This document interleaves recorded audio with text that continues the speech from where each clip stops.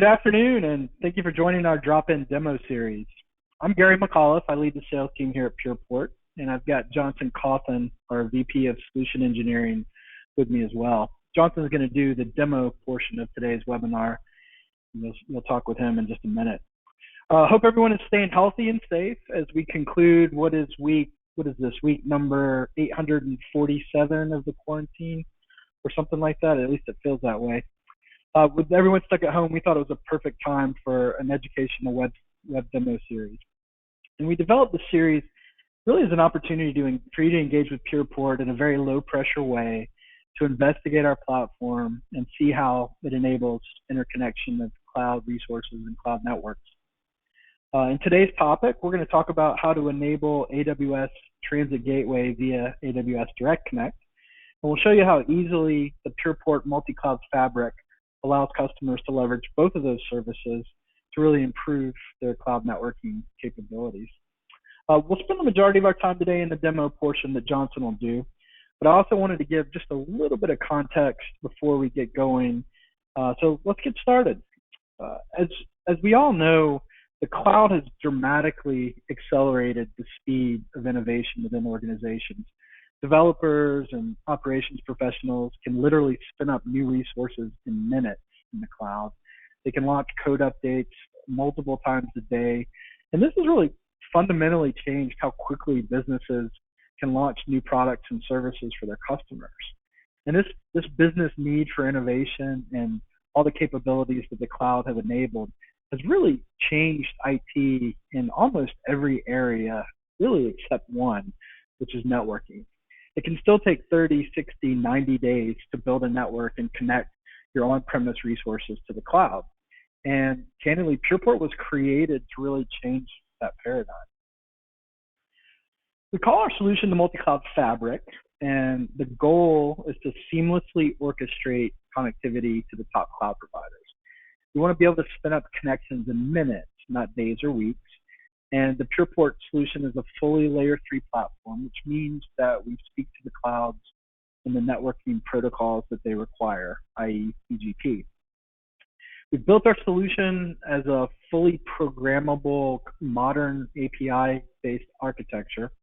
And our solution, our software stack leverages general purpose compute in key cloud on-ramp locations throughout the US today and internationally later this year and early into next year. We're not built on what you might think of as big iron networking or big iron routing gear, but actually virtualized routing services built literally in software containers.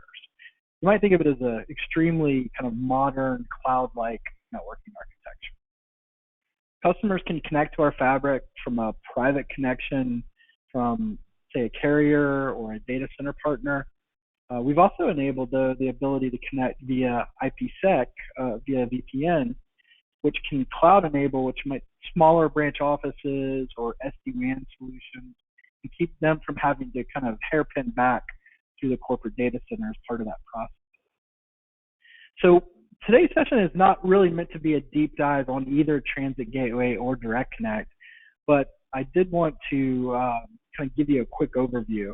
I would encourage you to get with your AWS account team and learn more information about each of these solutions separately. That said, though, I think it might help if I gave you a little context on both products. So Transit Gateway was launched in late 2018, and really the goal was to simplify the networking elements within AWS, as well as enable connections to customer premises to those same AWS resources. So when customers had one or two virtual private clouds, interconnecting those VPCs was pretty easy. But as organizations started to scale their AWS resources and their AWS workloads, often to hundreds, if not thousands of VPCs, it required a tool to really simplify the interconnection of those resources. Thus the launch of Transit Gateway happened. And at the same time, customers were seeking to simplify their networking elements within AWS. They also wanted to improve the performance, the security, and the economics of connecting to their on-premise resources, as well as connecting those resources to their resources in the cloud. And that brought about kind of where AWS Direct Connect fits in. So let me tell you a little bit about Direct Connect. So AWS Direct Connect enables private connectivity into cloud resources. And you can kind of think of it as a private backdoor to those resources that you have in the cloud. It provides more consistent performance because it is in fact a private network. You get enhanced security benefits also because it's a private network. And then there's this nice tangential benefit to it, which is AWS provides discounted egress bandwidth charges if you leverage Direct Connect or leverage the bandwidth coming out of Direct Connect versus bandwidth that comes out of AWS via the public internet. And for some customers, this alone can be a huge money saver as part of that process. So how do you connect the two elements together? And really, this is what we wanted to show you today and really what we're going to dig into in the demo. Last year, AWS created a new partner designation with what they call the Direct Connect for AWS, Direct Connect for Service Delivery designation. And what that was meant to do was enable a certain category of Direct Connect partners to be able to actually deliver Transit Gateway or capabilities to enable Transit Gateway over Direct Connect. It allowed those partners to scale the size of the connections that they were allowed to make to Direct Connect and therefore meet the 1 gigabit requirement that Transit Gateway has to be able to connect over Direct Connect as part of that solution. So really what we want to do today is show you, leveraging the PeerPort fabric, how you can enable an AWS Direct Connect and across that Direct Connect actually connect over what's called a transit BIF to be able to access and combine the benefits of Direct Connect with the benefits of Transit Gateway. And to show you how that's going to work, I'm going to let Johnson talk a little bit about the architecture, and then he'll go into a demo, a live demo of doing this himself. So thank you again. Thank you all for coming today. I hope this will be informative. And at the end, we'll answer a few questions if you have them. So please feel free to type in questions into the GoToWebinar control panel, and we'll be glad to cover those at the end of the session. Jonathan, you want to take over? Yeah, thanks, Gary. And thanks again to all our attendees today. So what I've got on my screen is an architectural diagram that shows a couple of things. Kind of starting from the right side of this diagram, you can see that you've got AWS Transit Gateway there connecting 5 VPCs together. Is Transit Gateway really necessary if you only have 5 VPCs? Maybe, maybe not. But if you think about the number of interconnections required to connect, 10 VPCs or 50 VPCs, and especially once you start to think about, the implications of all those VPCs, maybe living in, maybe there's 100 VPCs across 10 or 20 different accounts. Doing that the old way was really, really difficult, and that's why AWS introduced Transit Gateway was to enable all of that without you having to build out a bunch of one-to-one connections and really creating kind of a mess. And as part of that, the old way of getting in through Direct Connect, where you would come in through a hosted connection through a partner like PurePort, really didn't meet the requirements of Transit Gateway, and specifically what I'm talking about is that in order to connect to Transit Gateway via Direct Connect, the minimum bandwidth supported is 1 gig versus the hosted connection, which can start as small as 50 megabits per second. So PurePort was one of the first 2 providers in the U.S. to achieve the service delivery designation for Direct Connect, and to enable Direct Connect via Transit Gateway. So what the rest of the diagram shows on the far left is a customer data center that's connected to PurePort via cross connects. Maybe they're in one of the 150 facilities where we can take a physical port. Maybe they run private line to us. And then the customer location at the bottom then is connected to PurePort via VPN tunnel.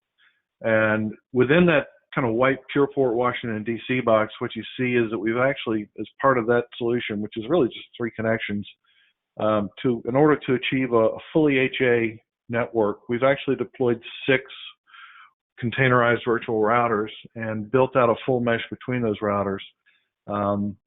And what you'll see me do in the console today is build out this exact, really this exact use case. So with that said, we'll jump into the demo. And what you see on my screen now is the PeerPort customer self-service console. So everything that I do here is really from the customer experience perspective. That said, we are API first. What that means is before a feature is released here in the console, we've actually built out all the API calls on the back end to support it. As a matter of fact, everything I do here is making an API call to our platform to do the work.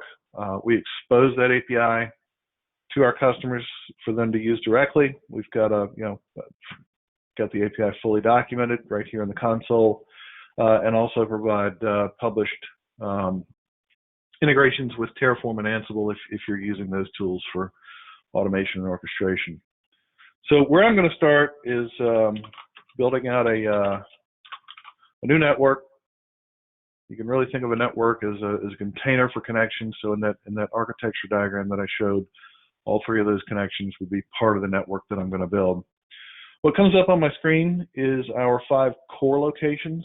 So these are the locations where we physically map to those cloud on-ramps and where we maintain our gear and where we're deploying those virtual routers, deploying the VPN connectors and so forth. And in addition to those 5, we've got 150 or so where we can accept a physical port and run that virtual connection back to one of these 5 or several of these 5 for that matter.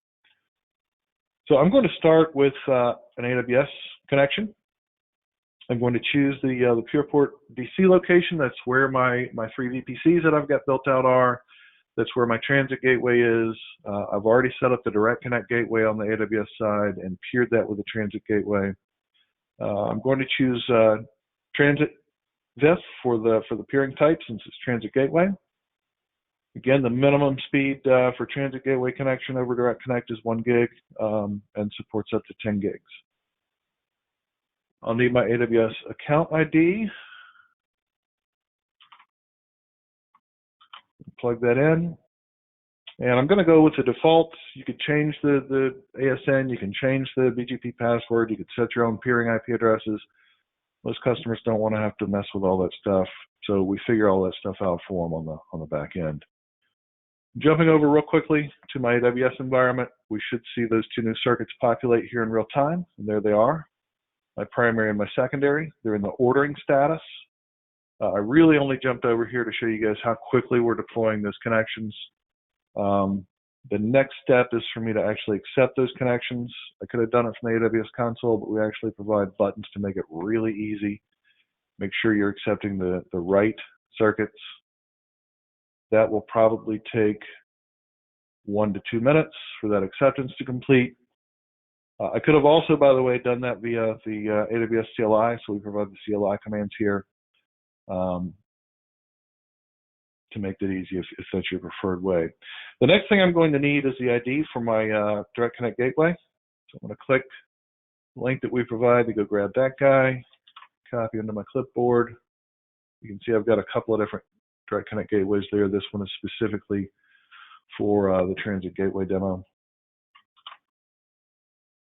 And the next thing that we'll need to do is create our VIFs. In order for me to do that, we need to make sure first that these 2 connections have been accepted and are available. So they're still in the pending state. Typically, that takes anywhere from literally 30 or 40 seconds to 3 or 4 minutes, really depending on what the load is in the AWS region you're in. When I walked through it this morning, it literally took 20 seconds, but it looks like it's going to take a little bit longer here this afternoon. So what we'll do while we're waiting for those to complete the acceptance phase is go ahead and add our second connection, which is going to actually, before I do that, I want to show you guys the second connection is going to be via port. I've already created my ports, and these are literally physical ports that we provision on the fly in real time and let you download an LOA to hand to the data center provider to get the cross connects run. And you can easily add a port right here again from the console. We've got a that list of 150 or so where we have that connectivity. You can narrow it down by city name or by provider name, so forth. And literally walking through this, I can see what speeds are available in that data center. I can choose the port speed I want. We can do a primary or secondary. Obviously, if you're going to want HA, you want primary and secondary, so you build those separately. Select a term, and by the way, we can do month to month. We can do yearly contracts, whatever is required, and we want to be as flexible as we can. And the last thing I would do is give it a name and save it. And literally at that point, the platform reaches out and provisions those ports. So I'm not going to actually order those because I don't want them provisioned. I'm going to use the two that I have already built here. So jumping back over to my network, I'm going to go ahead and add a connection. We're going to choose port as a connection type. Again, we're going to connect to DC. So we chose a port speed, and that's typically 1 gig, 10 gig, 40 gig, but we don't necessarily have to match that same speed with the actual virtual routers that we deploy. So those can be deployed at any of the speeds that we support. Again, HA or non-HA. I'll just choose 100 megs for the purposes of the demo. If I needed to bump that up for a week or a weekend, I can come into the console, make that change on the fly without even disrupting network traffic, and then bump it back down when I'm done. Next thing I'll do is specify a VLAN for each of those ports. We support BGP for HA. For non-HA, by the way, we do support static routing and should have static routing support for HA connections here sometime in the next release or two over the next couple of months. Last thing we'll need is my ASN. We'll leave the shared keys blank, and again, I'm going to jump over the networks and the NAT. That's for a whole nother demo another time, as our advanced NAT functionality, and just click Add Connection. And so again, what's happening on the back end is that we've already deployed those two routing gateways for the AWS connection. You can see that those are turning red because BGP is not up because I haven't built that VIF yet. But you can see that each of those gateways has got all the IP addressing information assigned. You can already see a couple of routes in the routing table. We don't see anything in the BGP table yet because we haven't connected. Let's just check real quick. And it's doing the same thing, by the way, for that port. The virtual port connection is deploying a pair of routers for me to be able to peer with from my customer prem location. But let's check and see if those two circuits are available. Looks like they both are. And again, we'll come back, rather than me having to manually jump in and make sure we still got this on our clipboard, rather than me manually having to jump in and copy and paste all that data to the AWS console for all the network primitives, the IP addressing, the ASN, the BGP authentication key. We give you a nice little button, and it automatically fills out all of those fields on your behalf, and you just click Create, and away it goes. And that typically will take a couple of minutes, so that creation is in progress. Do the same for the secondary.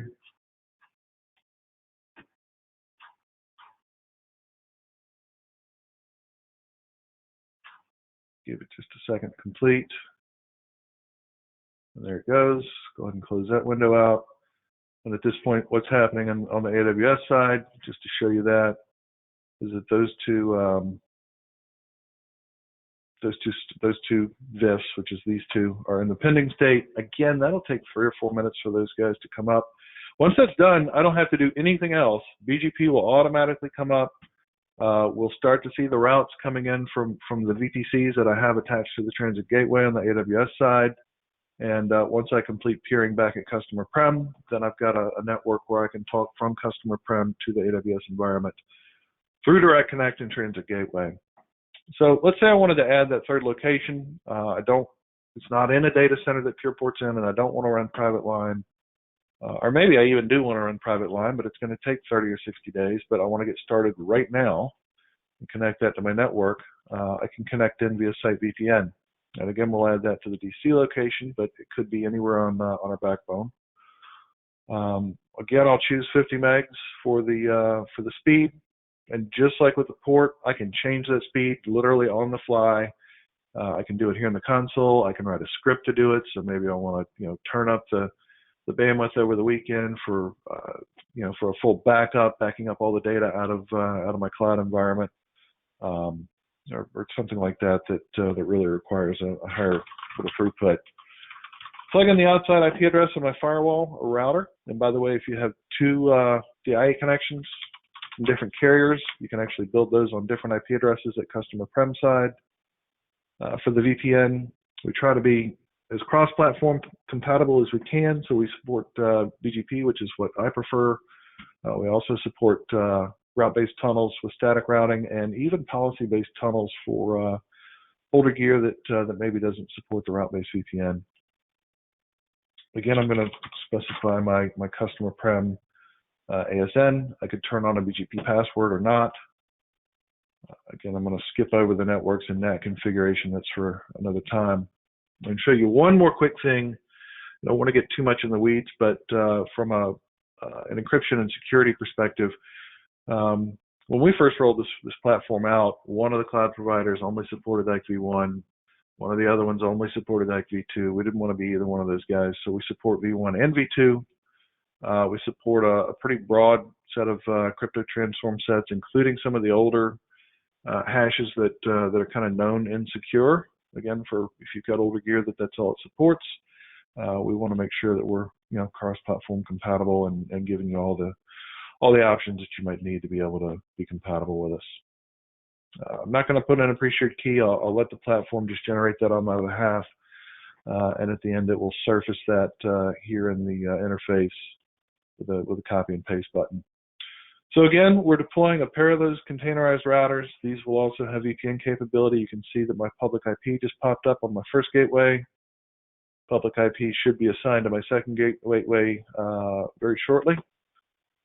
And again, we've generated all the IP addressing needed for the BGP peering, and everything that you need to go ahead and get that VPN configured and done. And by the way, we've got a knowledge base that you can reach by clicking a little question mark up in the upper right-hand corner, and that includes configuration guides for Cisco ASA, Cisco iOS device, Juniper SRX, even Juniper old SSG devices, a number of others, FortiGate, WatchGuard.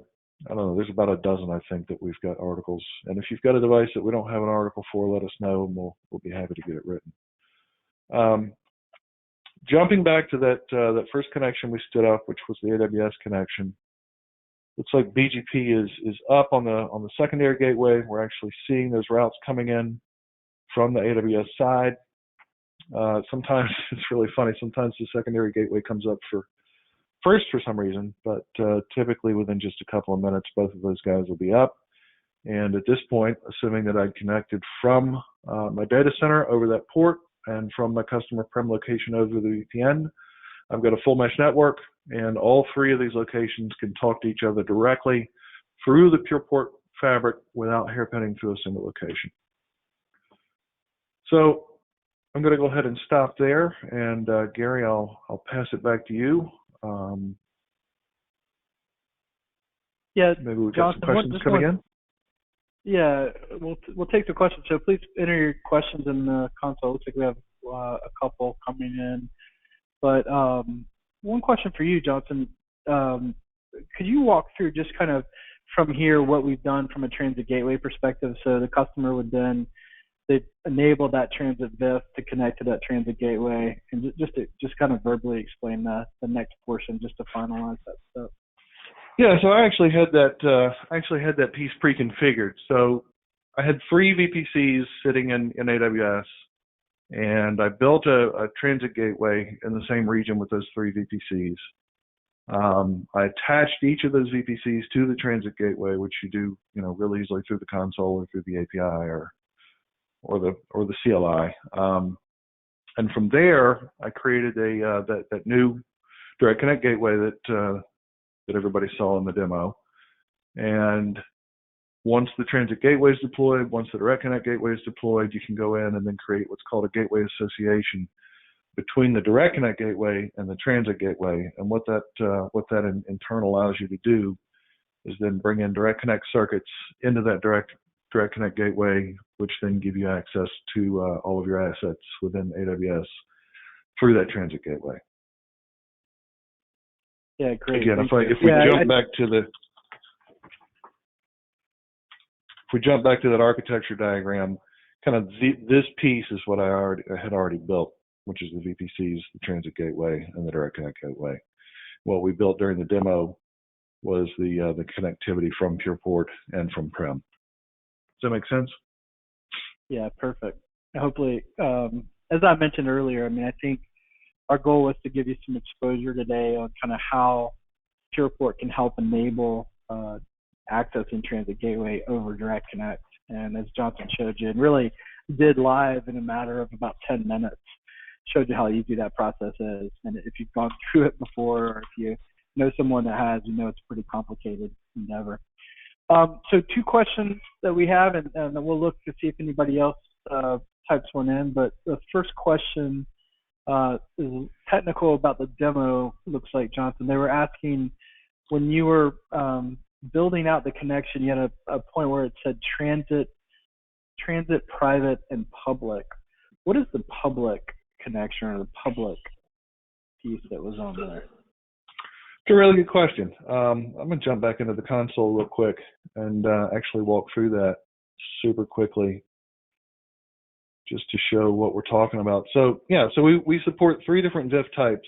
Private is if you're connecting directly to a single VPC, or to a Direct Connect gateway that maybe then connects directly to some VPCs without Transit Gateway. Transit obviously is what you need if you're doing trying to connect to a Transit Gateway. But public it's a little bit misleading, or not misleading, but it's a little bit confusing, the naming of it.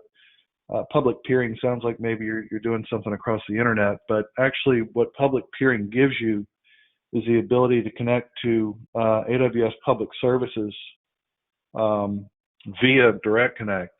And specifically what we're talking about there is things like S3, DynamoDB, and even EC2 itself.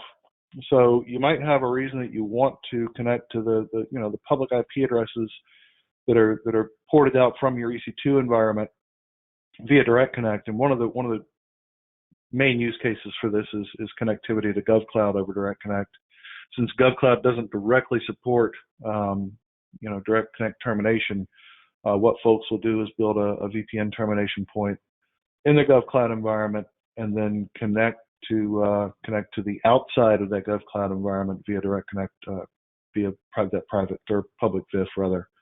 So, but a lot more common use is S3. So if you've got a whole bunch of data in S3, and you're paying a ton of egress charges pulling that data out for backup or for whatever reason over the public port, whether it's back into your data center or maybe into another cloud, you can drop your egress cost dramatically by using that public VIF to get to that data in S3 over Direct Connect instead of over public internet.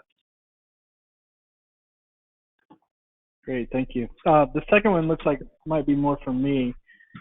So what does this cost? I like the directness. So PurePort's very transparent with pricing model, and you can actually go to the pricing page on our website to see the breakdown of each of our components. PurePort, we offer anywhere from 50 meg on up to 10 gig connections into the cloud providers, but as we described, the Transit Gateway enablement does take at least a 1 gig connection into the cloud. So giving a couple of the components, you probably start around in the $1,000 a month range and go up depending on the size of the connection from there. But keep in mind, I think the important point to note is the difference from an egress bandwidth perspective can be almost 70% less expensive by leveraging Direct Connect versus going over the public internet. So there oftentimes a financial case can be made that it's cheaper to leverage Direct Connect than it is to do over the public internet. And we're glad to work with you on that if you'd like. And also very glad to do a specific pricing configuration for you depending on what we're looking to do. So I think that's, yeah, I don't see any more questions, but listen, we really appreciate everyone coming in today. We know it's been a rough 6 or 7 weeks, and I'm sure we're excited that you chose to spend some of this time with us. And please, if you would, reach out to us. You can reach out to via my email. You'll also get a recording of the webinar later today. Feel free to pass that along to your colleagues or others that might be interested. We are doing this demo, the kind of the webinar, the drop-in demo series every week this month. And you'll see at the bottom a couple of the other components that we'll have. So next week, we're going to actually talk about a multi-cloud use case. From there, we'll talk more about the site elements, some of what you saw today, but in more detail. And then the last one of the month will be more DevOps focused. And we'll show you how the PeerPort platform is truly programmable by leveraging a variety of DevOps and automation tools like Terraform. We'll show you how Terraform can help you spin up cloud networks as part of that solution. So once again, thanks everyone for coming, and we look forward to interacting with you over the coming days and weeks. Talk to you soon.